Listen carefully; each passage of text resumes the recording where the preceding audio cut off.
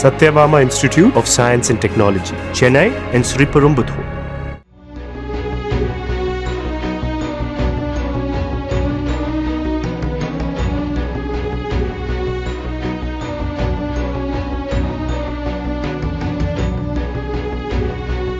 அமெரிக்காவில் சுழற்றி அடித்துக் கொண்டிருக்கும் சூறாவளியால் வீடுகள் இடிந்து வாகனங்கள் மண்ணுக்குள் புதைந்து 20 மாநிலங்கள் பாதிக்கப்பட்டிருப்பதாக அதிர்ச்சியூட்டும் தகவல்கள் வெளியாகிக் கொண்டிருக்கின்றன.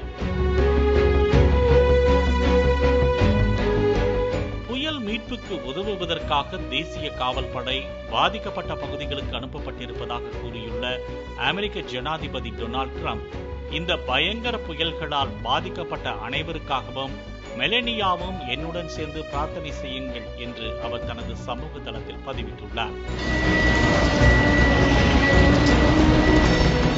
கிட்டத்தட்ட 6 மாநிலங்களில் உயிரிழப்புகள் ஏற்பட்டுள்ளன.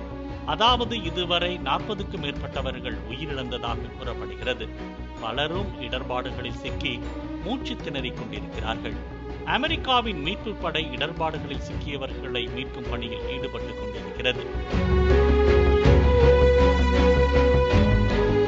கடந்த வெள்ளிக்கிழமையிலிருந்து உருவான சூறாவளியின் தாக்கம் மிசோரியில் தான் தனது ஆக்ரோஷத்தை அதிகமாக வெளிப்படுத்தியது. அந்த மாநிலத்தில் கிட்டத்தட்ட 12 பேர் இடர்பாடுகளில் சிக்கி உயிரிழந்தனர்.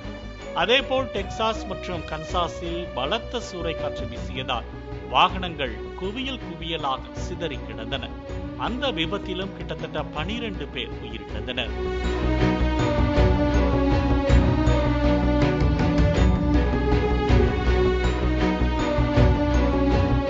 பத்து கோடி மக்கள் தொகைக்கும் அதிகமாக வசிக்கும் பகுதியில் தீவிர வானிலை காரணமாக உயிரிழப்புகள் ஏற்பட்டுள்ளன. Texas, Louisiana, Alabama, Arkansas, Tennessee, Mississippi, Georgia, Kentucky மற்றும் வட கரோலினாவின் சில பகுதிகள் வெள்ள எச்சரிக்கையின் கீழ் இருந்தன. மேலும் இப்பகுதி முழுவதும் 3,20,000க்கும் மேற்பட்ட மக்கள் கடந்த ஞாயிற்றுக்கிழமை மாலை மின்சாரம் இல்லாமல் அவதிப்பட்டனர். ஆர்கன்சாஸ், ஜார்ஜியா மற்றும் உள்ள பகுதிகளில் அவசர நிலை அறிவிக்கப்பட்டுள்ளது.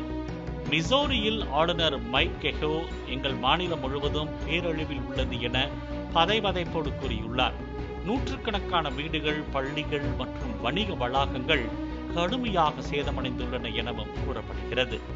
இன்னும் சொல்ல போனால் வீடுதானா என அடையாளம் தெரியாத அளவுக்கு சில வீடுகள் தரைமட்டமாகி கிடப்பதாகவும் அதிர்ச்சியூட்டும் தகவல்கள் வெளியாகிக் கொண்டிருக்கின்றன.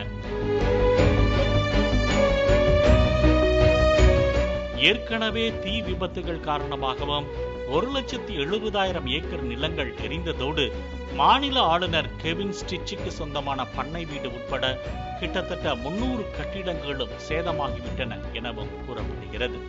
தற்போது சூறாவளி காற்றும் வீசி உயிரிழப்புகளை ஏற்படுத்தி வருகிறது.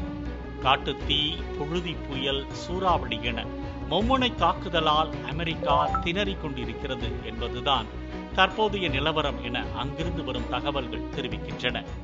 Satyabama Institute of Science and Technology, Chennai and Sriperumbudur.